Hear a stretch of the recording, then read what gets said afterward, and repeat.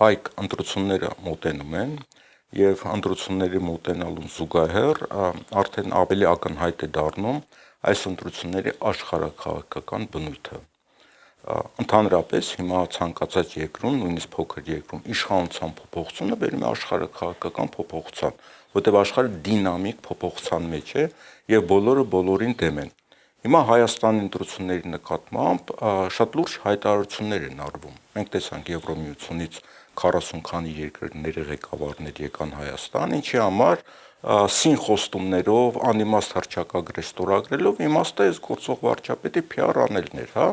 եւ ցույց տալ մասնավորապես Ռուսաստանին, որ Ռուսաստանի ազդեցության տարածքում ՀԱՊ, ԵԱՏՄ եւ այլն իրեն կարողանում են արդեն նման ակցիաներ իրականացնել։ Ռուսաստանից շատ լուրջ հայտարարություններ են հնչում, Ռուսաստանի նախագահ ըստ էության Հայաստանի իրավիճակը համեմատեց Ուկրաինայի հետ 22 թվականից առաջ, ասելով, որ ահա տեսեք Ռուսաստանում նույնպես նման կերպ է սկսվել ամեն ինչը, եւ նաեւ շատ հետաքրքիր զգուշացումներ են արվում Հայաստանի տնտեսական վնասների մասին, այսինքն այնպիսի տնտեսական վնասներ, որոնք հետևանքով Հայաստանի գյուղերը կարող են դատարկվել, ուղղակի տնտեսական կոլապս կարող է լինել, որի հետևանքները շատ ծանր են լինելու, գուցե ավելի վատ, քան եթե լուրջ պատերազմ լիներ Հայաստանի հանդեպ։ Այս վիճակը ոնց կներկայացվի։ Իսկապես, եթե ասենք, Հայաստանի մեր երկրի քաղաքացիների համար հիմա ամենաճակատագրական ընտրությունն է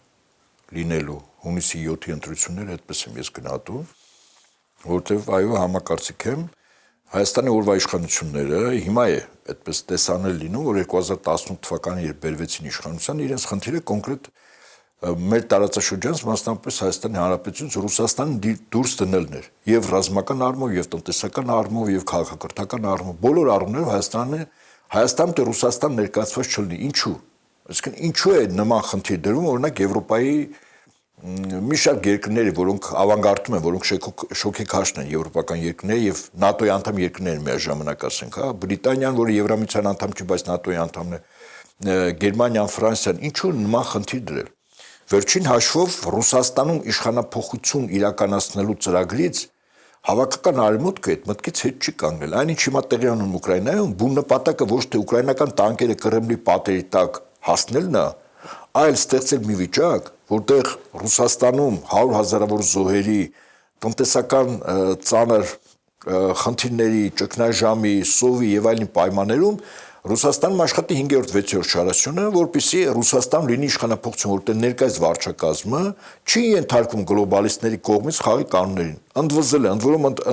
ընդվզումը առաջին անգամ հրապարակավ 2007 թվականին եղավ։ Մյունխենում Ռուսաստան նախագահի հայտնի ելույթով, դա առաջին ընդվզումն էր, տեսական, իսկ հիմա գործնական է, հա։ Եվ ըստ այդմ հիմա Ռուսաստանի ամբողջ պարագծով խնդիրներ պետք է առաջացնեն, այսինքն ուկրաինական ճակատը փոքր ճակատ է։ Դու պատկերացեք, եթե Ռուսաստանը հարված է ստանում առնվազն 4-5 տեղից, դու ինչքան խնդիրներ։ Օրինակ, պատկերացրեք Ղազախստան, Ռուսաստան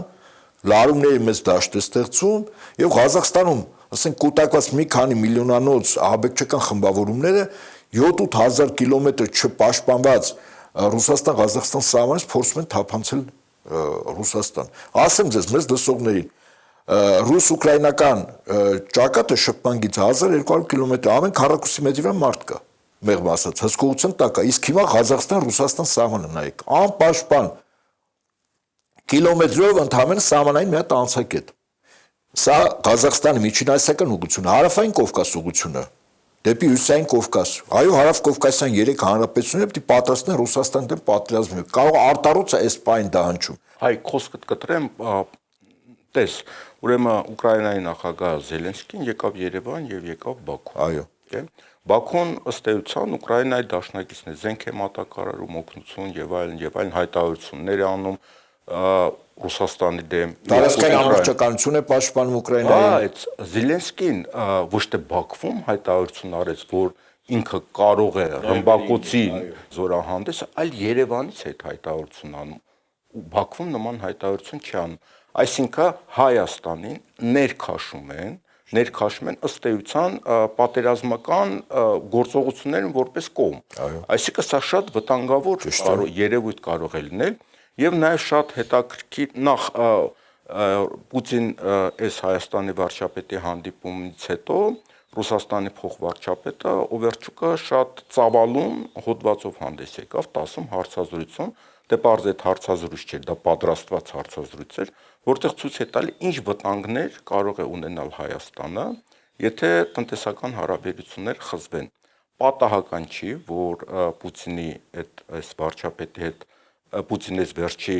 ելույթում ինքը զգուշացրեց Հայաստանին, ինչպես ասացի, Ուկրաինայի հետ նմանությունը բերեց, եւ պատահական չէր, որ նաեւ հարցազրույց տվեց Ռուսաստանի արտգործնախարարության 4-րդ վարչության պետը Կալուգինը, Միխայել Կալուգինը, որտեղ կոնկրետ թվեր բերեց։ Ասում է, Հայաստանի գյուղատնտեսական արտահանումների 98%-ը գնում է Ռուսաստան, խմիչքի արտադրության 78%-ը Ռուսաստան է գնում, սա ինչ է նշանակում, սա նշանակում է, որ եթե այդ ճանապարհը փակվի, իրենք ասում են փակվելու է, Հայաստանի գյուղերը մահանալու են։ Այո։ Այսինքն արտագաղթ է սկսվելու։ Ես եթե Հայաստան գյուղեր չկա, Հայաստան չկա։ Գեցե Արեմիցյան Ադրբեջան պրոյեկտը կյանքի կոչելու։ Այո, սա Արեմիցյան Ադրբեջանի այսինքն ուշադրություն դարձրեք, հիմա ադրբեջանցիները որ գալու են որտեղ են ապրելու։ Այդ գյուղերը որ հայեղած դա կոնֆլիկտ է, չէ, խնդրեմ է։ Հո քարի ժարերի ծեպերին չեն ապրելու։ Ուրեմն սա մի կողմից մի թիվ էլ ես ասեմ, Ռուսաստանի հետ ապրանքաշրջանառություն 38% է։ Մեր Հայաստանի ապրանքաշրջանառության 38%, այսինքն մոտ 40%-ը Ռուսաստան է։ Եվրամիության բոլոր երկրների հետ միասին Եվրամիության անդամ երկրների 10%։ Ցուցիչներ են, չէ՞, սրանք տվեր են, օդից վերցած բաներ չեն։ Իդեպ ասեմ ձեզ, ես նախորդ իմ ասած միտքը շարունակեմ, եւ Ռուսաստանը հարված է ստանալու ոչ միայն Միջին Ասիայից, ոչ միայն Հարավային Կովկասից, այլև Մերձդնեստրից 400,000 այսօր ռուսախոս եւ Ռուսաստանի քաղաքացի մարդիկ են ապրում անկլավով շրջափակված, ոնց որ Արցախում, Մերձդնեստրի Մոլդավական Հանրապետությունում։ Մի հարված եւս այդտեղ Ռուսաստանին խնդրեմ ներքաշել, որտեղ մի կողմից այդտեղ ռումինական մոլդավական զորքեր կարող են խփել, մյուս կողմից ուկրաինական Օդեսայից։ Եվ հարվածի ուրիշ տեղ էլ կա։ Դա մոտ 4-5 միլիոն բնակչությամբ Կալինինգրադի մարզն է, որը բլոկադայի մեջ է եւս, միայն ջրային ճանապարհ կա, դա կարող են փակել, ցամաքային կապ չունի Ռուսաստանի հետ։ Այսինքն այս բոլորի իմաստը ո՞րն է։ Ռուսաստանի ամբողջ պարագծով ուշադրություն դարձրեք, արևմուտքից արևելք բռնկում է, պատերազմ։ Բուն նպատակը ներսում ժողովրդին հանել փողոց, որպեսզի լինի իշխանապողություն։ Հայք, ուրեմն ինչ մեր Ձեսնովյան հանրապետությանն է վերաբերվում, ուրեմն Ռուսաստանից սա կամ զգուշացումներ, կամ սպառնալիքերով, ինչպես ուզում է հասկանալ, ուրեմն այնտեղ մի գյուղ կա, այդ գյուղում եղել է խորհրդային միության ամենամեծ Կալբասկին, ամենամեծ պաշարները։ Եվ այդ հրթիռների եւ բաների արկերի մի զգալի հատված մեծ մասը ժամկետ անցավ։ Այսինքն դա տեղափոխելը համարյա հնարավոր չի։ Հիմա եթե դա պայթի եւ ռուսական կողմից զգուշացրին, այլ ձեր գործողությունների պատճառով, դեղ կարող է ինչ-որ չմտածված միջուկային ռումբի պայթյուն է տալու միջուկային ռումբից ավելի սարսափելի պայթյուններ OX-վելու է հետո երկրաշարժեր եւ այլն։ Այսինքն այս վտանգը մարդիկ չեն գիտակցում եւ նաեւ Եվրոպայի մասով։ Հիմա Եվրոպան տնտեսական ճգնաժամի մեջ է, ռուսական էներգակիրներից զրկվեցին, Հորմուզի միջանցքը փակվել է։ Հիմա Եվրոմիությունից արդեն հնչում են տեսակետներ, որ պետք է Ռուսաստանի հետ սկսել բանակցություններ։ Առաջինը դա Ֆինլանդիայի նախագահն էր, Ստուբը, որ ասեց պետք է բանակցություններ սկսել։ Հիմա Հայաստանում, երբ որ էներգակիրներ ենք մենք ստանում էժան գներով, այլ տարբերակ չկա, չէ՞, Ադրբեջանի պաշարները նվազում են, ով հետաքրքրվում է, կարող է բացել տվյալները Ադրբեջան, տեսնել, որ այդ հանքի պաշարները իջնում է, արդյունահանումը իջնում է։ Հիմա Հայաստանը մտնում է անիմաստ էներգակիրների ճգնաժամի մեջ։ Մտցնում են, իմաստավորն է։ Այսինքն Հայաստանի մի կառավարություն կա, որը վերընտրվելու համար պետության գոյությունը ռիսկի տակ է դրել։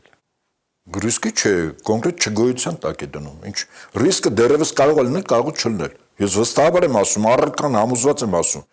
Այսինքն իշխանության վերարտադրությունը նշանակում է կոլապս գյուղատնտեսության ոլորտում ամբողջովին եւ 100,000-ավոր մեր երկրի քաղաքացիներ արտագաղթ, որով մենք ճանապարհ ենք բացում Արեմեցյան-Ադրբեջան պրոյեկտի համար, ադրբեջանցիների վերադարձի համար հսկայական տարածքներ օտարել ի օգուտ ադրբեջանցիների, սա մեկ։ Երկրորդ, հիմա ռազմական առումով մեր երկրի զինված ուժերը բերում են ՆԱՏՕ-ի ստանդարտների, հիմնականում սպառազինություն, իսկ ՆԱՏՕ-ի ստանդարտներով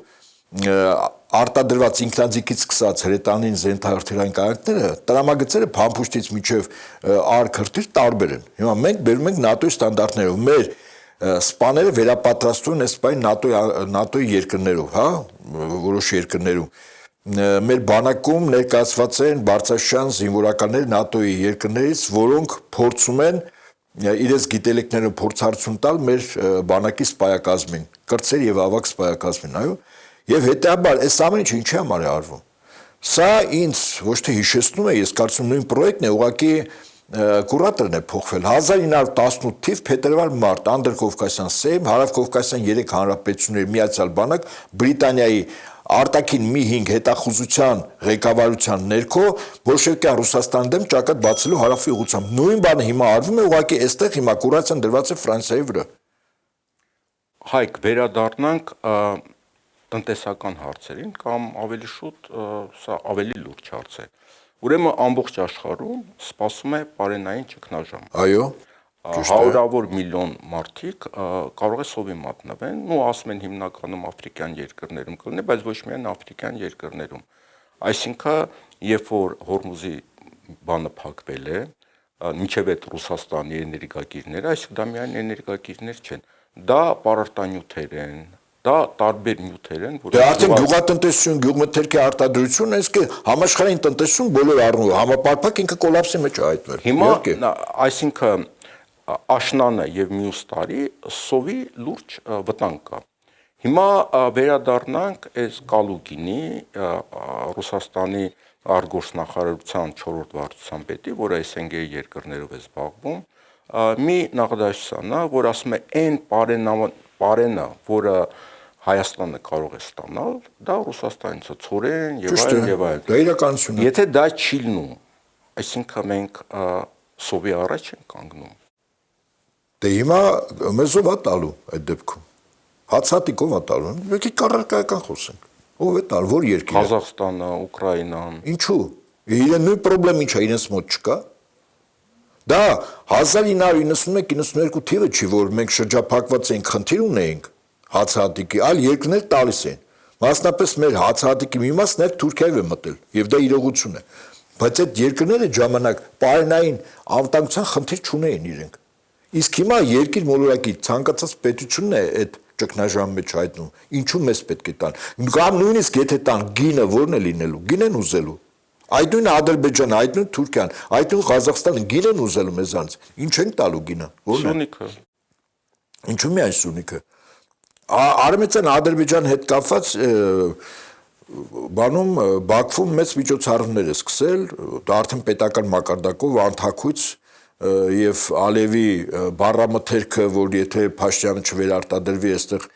անջատողական տրամադրություններ էքստրեմիստներ իրենք են գալու, այսինքն նույն խոսույթն է Ալիևը Բաքվից, Փաշինյանը Երևանից։ Հիմա ինչու է, օրինակ, ում է պետք, որ 102 բազան եւ սահմանապահները դուրս գան։ Այստեղ ում է պետք։ Մենք Ռուսաստանի հետ 3 ռազմական պայմանագիր ունենք 92-ին սեպտեմբերին սահմանապահների հետ կապված, 95-ին Ռուսաստանի հետ 102 բազան, 97-ին փոխադարձ համագործակցության 3 պայմանագիր։ Հիմա եթե ԵԱՏՄ-ից ընդ որում Ռուսաստան նախագահ որ ասում առանց սեթևեթանքի ասում է Ուկրաինան եւս Եվրամիություն անդամ դառնալու ճանապարհին ընտրեց այն, ինչ հիմա ընտրել է, ինչի մեջ հայտնվել է։ Հիմա մենք էլ ենք այդ ճանապարհին։ Այսինքն եթե Հայաստանը սկզբունքորեն ինքը Ռուսաստանին տնտեսական ռազմական առումով դուրս է դնում կամ ես չեմ բացառում որ օրինակ նույն Ռուսաստան նախագահը ասում է հարակվեք հանելու ժողովուրդ եւ դա հրատապ դիլնի այսինքն եթե բաժանումա սիրով ենք բաժանում ես խոչընդոտներ չեմ հարուցելու եթե չեք ուզում վարգելն ես գնացեք Թուրքիայի հետ ապրեք ինչ խնդիր կա Թուրքիան այստեղ տերությունություն անելու ընդ որում ասեմ ձեզ այստեղ հետաքրքիր որ հարակվե բառն ասում ես կարծում եմ չհայտարարված հարակվե հունիսի 7-ը այսինքն հունիսի 7-ին եթե ժողովուրդը գնում է Փաշինյանի ձայնը տալիս Հանրաքվեը։ Ռուսաստանը իր վրա բարոյական որևէ պատասխանատվություն չի կրելու։ Դու հանրաքվեով փաստորեն ընտրում ես, որ Հայաստանում Թուրքիան պիտի տերությունություն անի։ Ռուսաստանը ուղղակի կարող է դուրս գալ, դու ես չեմ բացառում, ես մայիսի վերջին Ղազախստանում ԵԱՏՄ մեծ նիստ է լինելու, որտեղ Հայաստանը չի գնալու։ Իսկ եթե ասենք Փող վարչապետն է գնալու։ Հա, իսկ եթե ժամանակ ասենք քննարկում եղավ եւ Հայաստանի սկեցվածքը ԵԱՏՄ երկրները, անդամ երկրները ասենք խիստ շեշտադրումներով մի հայտարարություն արեցին, սկզբունքորեն որ ասենք իրենք Հայաստանին իրենք է դուրս տնելու այս քաղաքականության արդյունքում։ Հայ շատ վտանգավոր պահ կա։ Ուրեմն Ադրբեջանը իմջալը շատ ճկուն քաղաքականություն է վարում։ Մենք տեսանք Ադրբեջանը Ռուսաստանի հարաբերությունները ոնց էին լարվել, չէ, ինչ աստիճաններ, բայց այնուամենայնիվ Ադրբեջանը այսօր լուրջ ծրագրեր է սկսում Ռուսաստանի հետ։ Հյուսիս-հարավ ճանապարհի մասին է խոսքը, որը չափազանց կարևոր է եւ Ռուսաստանի եւ Իրանի, եւ սա աշխարհը քաղաքական նշանակության ճանապարհ է։ Հիմա եթե Ադրբեջանը այդ հյուսիս-հարավ ճանապարհը տալիս է Ռուսաստանին, ճիշտ քաղաքականություն եւ Իրանին, իսկ կարող է դիմաց ինչ-որ մի բան ուզի Հայաստանի հաշվի առնելով Հայաստանի այս դեստրուկտիվ քաղաքականությունը եւ բարոյական առումով եւ Իրանի եւ Ռուսաստանի համար հասկանալի է, որ կա դեստրուկտիվ կառավարություն, ինչպես 19 թվականին, երբ որ ասում էին ինչ վտանգներ է լինելու, եթե 5 շրջան չտա եւ չլսեցին այդ վտանգները եղավ,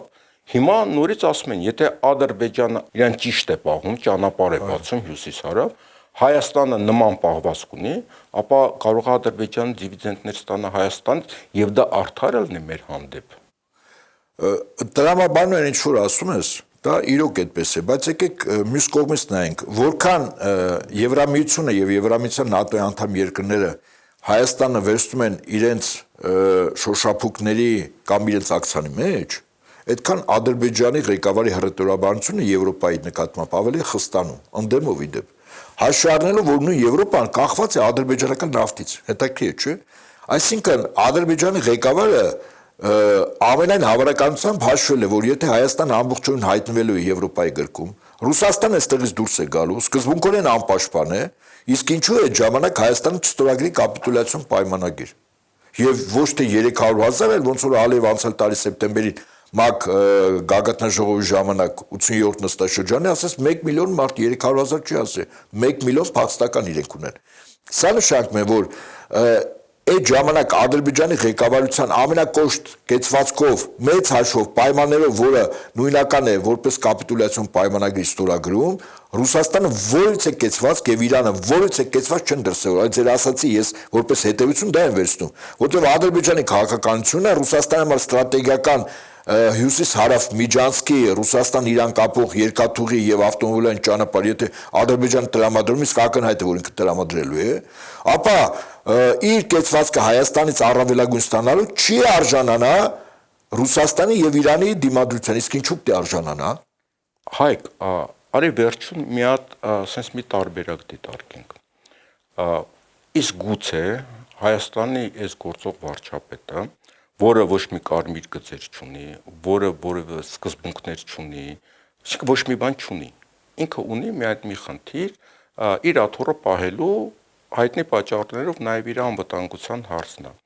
Իսկ գուցե այս ամեն ինչը անում է, որ ինչ որ եղանակով վերընտրվի, թեկուզ ոչ արդար, եւ վերջում գնա Ռուսաստանի նախագահի մոտ, ասա, ինչ որ ուզում ես ես կանեմ։ Հիմա էլ եվրոպացիներին գցի, կարող է իր հաշվարկը դա է։ Լավ, եվրոպացիները իմ կարծիքով, եթե իրենց պատմությունը մոտ 500-600 տարվա գաղութատիրական պատմությունը որ նայեն, այդպես մի նույնիսկ հպանցիկ հետ հայացք ցկենք, Եվրոպան մեր նման ժողովուրդներ է կոնսերվացրել եւ գցել ծովերն ու օվկիանոսները, որոնք չկան։ Սա գիտեք ինչ, մանկամիտ կեցվածք է, ըստ իս, որտեվ այնուամենայնիվ Ռուսաստանի ղեկավարությունը տունտունի չի խաղում։ Ինքը գոյութենական պատերազմի մեջ էգզիստենցիալ վիճակ, սրա մասին հրապարակավ պարբերաբար ասում է Ռուսաստան Դաշնության անվտանգության խորհրդի նախագահ Վլադիմիր Պուտինի տեղակալ Դիմիտրի Մեդվեդևը, էգզիստենցիալ նշանակում է գոյութենական։ Գոյության կռիվ է Ռուսաստան տալիս։ Ամեն ինչի ընդունակ են։ Իրենց հետ տունտունի խաղալ ոնց որ Իրանը հիմա այո, շատ ճիշտ է, իհարկե Իրանը գոյության պատերազմ է ամեն ինչի ընդունակ է եւ իրենք չեն սեթևեթելու քո խաղերը չհասնելու Այսինքն հիմա այն ժամանակներ չեն, որտեղ դու եւ հա կոմպլիմենտար նախորդ նախագահներին այդ ժամանակ հնարավորություն կար այդ ընտրությունը կատարելու, որտեղ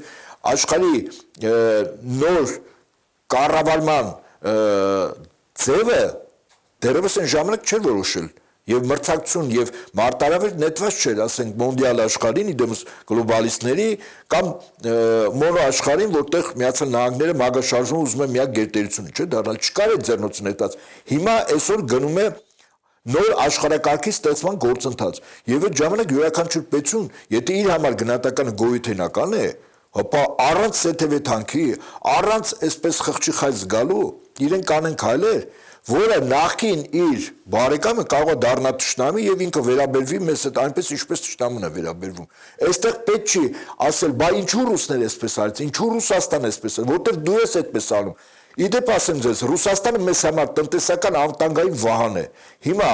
թիմ 1 շահառուն ով է, որ այդ վահանը մեզանից տանեն, Ադրբեջանը, Թուրքիան։ Վահանը տան եւ Ադրբեջանը, Թուրքիայի պայմանները այնքան կոշտ է լինելու, որ նորից եմ ասում, Հայաստանում սկզբունքորեն կարող է բնակչության 30-40%-ն էլ չմնա, ուղղակի մի մասը ուղղակի դուրս գան Հայաստանից։ Եվ այդ ժամանակ մենք եւ տարածք ենք տալու, եւ ինքնիշխանություն ենք տալու, եւ Հայաստանը լավագույն դեպքում դառնալու է երկու ազգությունների միացյալ մի հանրապետություն Հայաստանի եւ Ադրբեջանի հետ սկզբի պլան, իսկ կա եւ կարող է վատթարագույն լինի։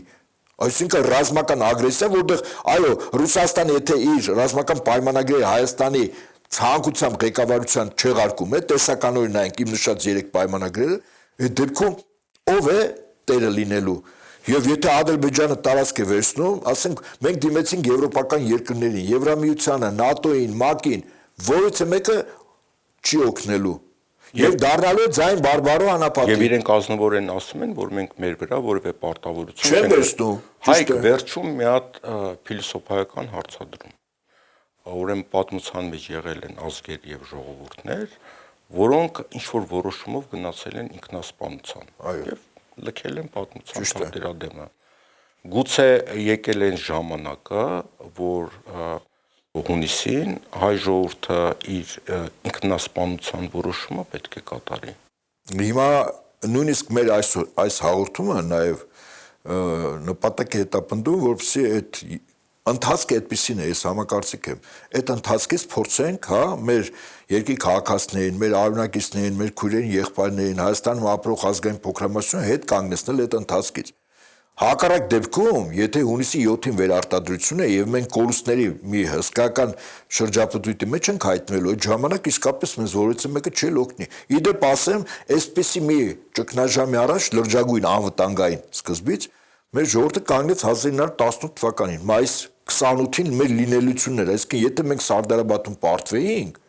մենք այստեղ ընդհանրապես չենք լինել, այս տարածքում հայ չէր ապրելու։ Հիմա նույն խնդիրն է ուղղակի Հայաստանը նվաճելու այլ գործիք է կազմում այս պահին դրված Թուրքիայի եւ Ադրբեջանի կողմից հայկական սեփը ըստ մեծ թուրան բրիտանա-թուրքական պրոյեկտի պիտի հանվի։ Հիմա նաեւ այդ գործընթացն է գնում։ Իրականում մեր ժողովուրդը ես հրապարակավերն եմ ասել եւ կրկնում եմ օգտվելով ինձ ընձեռնված հնարավորությունից։ Հունիսի 7-ը նոր Սարդարաբադ է, բայց ուղղակի ոչ թե զենքը ձեռքին ճակատում թուրքական էլիտար դիվիզիաների դեմ, այլ ընտրատեղամասերում։ Ընտրեք ձեր ցանկացած ընդդիմադիր խմբակցությանը, ես կոնկրետ ասում եմ ովքեր են որ եւ Փաշինյանը ումից որ վախում է, ասենք ում մասին բարձրաձայնում է 3-7-17 համարների տակ մենք գիտենք հայտնի ուժերն են, բայց ցանկացածին ընտրեք, որոնք իշխանության պրոյեկտ չեն եւ Փաշինյանին ընտրեք։ Առավելագույն մասնակցություն թող լինի, որտեվ նորից եմ ասում, չգնացող ընտրատեղամաս սկզբունքորեն այս շրջադարձային մեր ժողովրդի պետականության համար պահին ինքը դասալիք է դառնում։ Հետո որևէ մեկին թող չբողոքի, ինչու այդպես եղավ։ Իդեպ ցավոք սրտի մենք դրա դառը դասը 3 տարի առաջ մենք տեսանք։ Արցախում մենք տեսանք, չէ, այդ կորուստը մեր աչքի առաջ է, չէ։ Հիմա նույն կորուստը Հայաստանն ենք մենք փաստորեն պատրաստում անել։ Ես հորդորում եմ բոլորի գնալ ընտրատեղամաս։ Սա մեր նոր Սարդարաբադն է։ Եվ Փաշինյանը պետք է չվերընտրվի։ Շնորհակալություն։ Ես եմ շնորհակալ։